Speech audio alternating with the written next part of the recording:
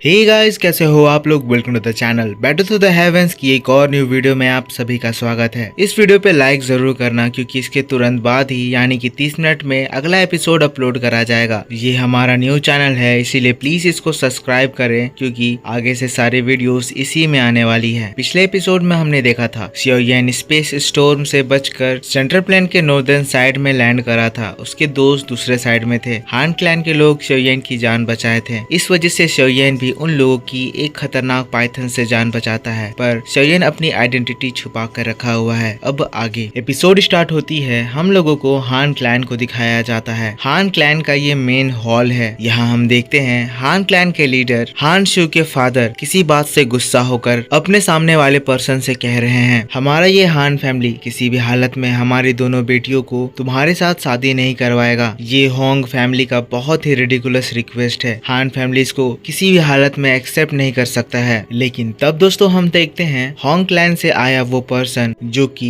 Hong clan का young master भी है, अपनी पावर से उन लोगों को डराने की कोशिश करता है। यहाँ पर वो अपनी बिजली की ताकत यूज करके एक प्लांट को उसी जगह पर जला के राख कर देता है। मैं सबसे पहले आप लोगों को इनका नाम बता देता हूँ। हान सू के फादर हान क्लैन के लीडर का नाम हान ता है। वही होंग क्लैन का ये यंग मास्टर, इसका नाम होंग चेन है। ये अपने नेफ्यू के बारे में बता रहा है, कह रहा है फिलहाल में मेरा नेफ्यू होंग क्लैन में कैबिनेट मिनिस्टर बन गया है। इसीलिए अगर आप सोच रहे हो कि होंग फैमिली पास्ट में जिस तरह का था अभी भी उसी तरह का है, तो आप बहुत ज्यादा गलत सोच रहे हो। और वैसे भी मैंने आपको जो ऑफर दिया है उस हिसाब से मेरे जितना लायक आपका दामाद और कोई भी नहीं बन सकता है। इसीलिए मैं चाहता हूँ कि आप अपने डिसीजन को दोबारा एक बार सोचो, और मैं उम्मीद करता हूँ कि इस बार आपका डिसीजन अलग होगा, वरना इसके कंसिक्वेंसेस आप अच्छी तरह जानते हैं। यहाँ पर वो अपनी बातों से हांग ता को टोटली चैलेंज और फिर धमकाने की कोशिश कर रहा था। जिसके बाद हम लोगों को हान क्लैन की प्रिंसेस हान सू की एल्डर सिस्टर को दिखाया जाता है, जो दरवाजे के पीछे से इन लोगों की बातों को सुन रही थी। ये लड़की दोस्तों और कोई नहीं बल्कि सबसे पहले जब शियोयेन इनर कोर्टयार्ड में क्वे रिफाइनिंग टावर में एंटर करा था, शियोयेन की मदद करी थी। नेचर वाइज ये बहुत ही अच्छी लड़की है। फिर से हम लोगों को हान ता को दिखाया जाता है, जो कि होंग चैन की बातों को सुनने के बावजूद उसको रूडली जवाब देता है। कहता है, चाहे तुम कुछ भी कहो या तुम्हारी होंग फैमिली अपने स्टेटस का यूज करके हमें कितना भी धमकाने की कोशिश करे, पर मेरा डिसीजन कभी भी नहीं बदलेगा। मैं अपनी बेटियों को तुम्हारे साथ कभी भी शादी नहीं करने दूंगा। अब इसकी ये बात को सुनकर फिर होंग चैन कहता है, अंकल हान, आपकी बातों को सुनकर मुझे बहुत दुख हुआ, पर अगर आपका यही डिसीजन है तो मैं भी आपको एक बात बता देना चाहता हूँ। आपकी छोटी बेटी हान सू जो अभी तियानबाई सिटी की ओर आ रही है, मैंने ऑलरेडी उसको अपने साथ लाने के लिए हमारे 2 एल्डर्स को भेज दिया है। अब आप चाहे तो आप उसको बचा सकते हैं। इसकी ये बात को सुनकर सभी लोग शॉक्ड हो जाते हैं और ये सीन शिफ्ट होकर फिर से हम लोगों को शियोयेन की कॉन्वॉय की ओर दिखाया जाता है। ये लोग पहाड़ों के बीच से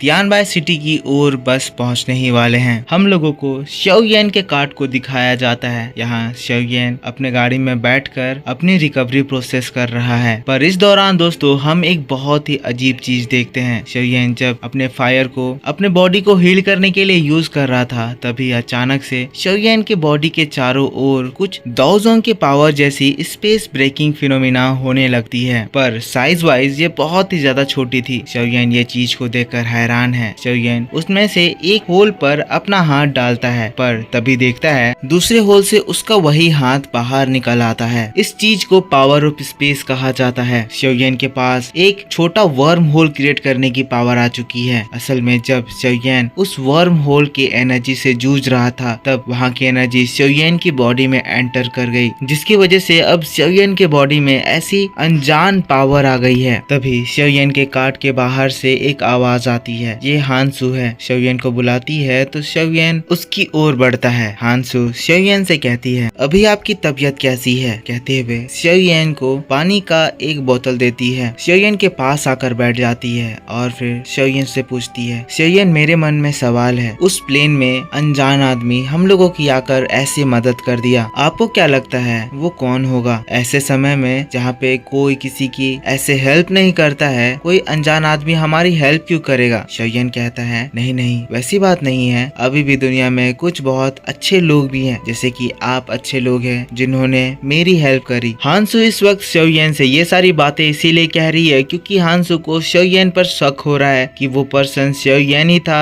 जो कि उस समय उन लोगों की मदद कर रहा था, पर शोयन यहाँ अपनी आइडेंटिटी उन लोगों से छुपा रहा है। जिसके बाद हांसू शोयन की बातों को मानती है और फिर शोयन के हाथों को टच करते हुए अपनी दाओकी उसके बॉडी के अंदर डालती है। इससे वो शोयन की अभी इंजरीज को चेक कर रही है कि वो कितना हील हुआ, पर ऐसा करने से दोस्तों शोयन की बॉडी के अंदर की दाओकी भी उसको पता चल जाएगी। इसी वजह से शोयन अपनी दाओकी को सप्रेस करने की कोशिश कर रहा है। हांसू को इसका पता नहीं चलता है। हांसू फिर नॉर्मली शोयन से बातें कर रही है। आप यहाँ पर क्यों आए पूछ रही है। शोयन बताता है वो और उसके दोस्त सेंट्रल प्लेन पर घूमने आए थे, पर अनएक्सपेक्टेडली उन लोगों के वार्म होल पे स्पेस स्टॉर्म आ गया, जिसकी वजह से वो लोग पिछड़ गए। जिसके बाद मिस हान शोयन को बचाई, जिसकी वजह से शोयन उनका बहुत ज्यादा ग्रेटफुल है। हांसू यहाँ पर अपने दाओकी से शोयन के पूरे बॉडी को चेक करी, पर उसको शोयन की पावर का कोई भी ट्रेस नहीं मिला, पर उसको शोयन की बॉडी की खतरनाक इंजरीज जरूर फील हुई। इसलिए वो अपने मन में कह रही है शोयन वो सीनियर नहीं हो सकता है। शोयन तो अभी बहुत ही ज्यादा इंजर्ड है। ऐसी इंजरीज में उस तरह की पावर शो करना बिल्कुल ही इम्पॉसिबल है। जिसके बाद शोयन से कहती है शोयन मुझसे इतने ज्यादा पोलाइट होने की जरूरत नहीं है। तुम्हारी इंटरनल इंजरीज अभी भी बहुत ही ज्यादा सीरियस है। तुम्हें जितना ज्यादा हो सके रेस्ट करने की जरूरत है। शोयन भी फिर हांसू की बातों को सुनकर उसको हाथ जोड़कर ग्रीट करता है और कहता है हांसू आप चिंता ना करें, मेरी इंजरीज उतनी भी ज्यादा सीरियस नहीं है, पर फिर भी आपके केयर के लिए शुक्रिया। मेरी इंजरीज बहुत जल्द ठीक हो जाएंगी। शोयन की बातों को सुनकर हांसू स्माइल करती है। जिसके बाद वो वहाँ से निकल रही होती है, तभी ही किसी चीज की वजह से उनका ये कार्ट बहुत ही जोर से हिल जाता है। शोयन हांसू को संभालता है। बाहर से सोल्जर्स की आवाज आती है, जिससे पता चलता है कि इन लोगों के ऊपर हमला हो गया है। हांसू तुरंत ही कार्ट से बाहर जाती है। फिर हमें बाहर का सीन दिखाया जाता है। यहाँ पर दोस्तों इन लोगों के ऊपर पिछले बार से भी बहुत ही तगड़ा हमला हुआ है। हमले में इन लोगों के कार्ट को बॉम्ब से उड़ा दिया जा रहा है। इस हमले से सोल्जर्स बहुत ही ज्यादा इंजर्ड हो रहे हैं। हान चोंग इन लोगों को प्रोटेक्ट करने की कोशिश कर रहा है, पर इन लोगों की ताकत बहुत ज्यादा है। बहुत ही तगड़े मिस्टीरियस अटैक्स इस जगह पे हो रहे हैं। यहाँ पर पेड़ों से कार्ट को कुचल दिया जा रहा है। हांसू अपने सोल्जर्स को पीछे हटने को कह रही है क्योंकि उनकी स्ट्रेंथ से वो इस हमले को नहीं रोक सकते हैं। फिर तब हमें उस अटैकर को दिखाया जाता है। इसका नाम होंग ली है और ये होंग क्लैन से आया है। ये होंग क्लैन का एक एल्डर है। जितने भी इस जगह पर धमाके हो रहे हैं उन धमाकों के लिए होंग ली रिस्पॉन्सिबल है। और यहाँ पर इसका साथी जो कि खुद भी होंग क्लैन का एल्डर है, यहाँ पर होने वाले प्लांट अटैक के लिए रिस्पॉन्सिबल है। होंग ली और होंग मू दोनों ही दाओ वांग क्लास के पर्सन हैं। इसीलिए हांसू जो कि एक दाओ वांग लेवल पर है, इनके सामने कोई भी मैच नहीं है। हांसू इन लोगों को देखकर तुरंत ही पहचान जाती है कि ये लोग होंग फैमिली से हैं। जिसके बाद ये एल्डर्स भी हांसू से कहते हैं हांसू सरेंडर कर दो, हमारे हेड तुम्हें अपने पास बुलाए हैं। पर इसकी बात सुनते ही हांसू तुरंत ही अपनी तलवार को बाहर निकाल के उन लोगों के ऊपर हमला कर देती है। पर यहाँ पर ये होंग मू अपनी पावर का यूज करता है और हांसू को अपने प्लांट अटैक से पूरी तरह से जकड़ लेता है। ये देखकर हांसू के गार्ड्स तुरंत ही उनके ऊपर हमला करने जाते हैं, लेकिन होंग ली उनके ऊपर अपने फायर अटैक करता है और उन लोगों को उड़ा देता है। होंग ली की एक ही वार से सभी सोल्जर्स बेहोश हो जाते हैं, यहाँ तक कि हान चोंग भी बहुत ही बुरी तरह से घायल हो जाता है। हांसू कैप्चर हो चुकी है और इसीलिए होंग मू अब उसको अपने साथ ले जा रहा है। लेकिन तभी हम लोगों को शोयन को दिखाया जाता है जो कि अपने गाड़ी से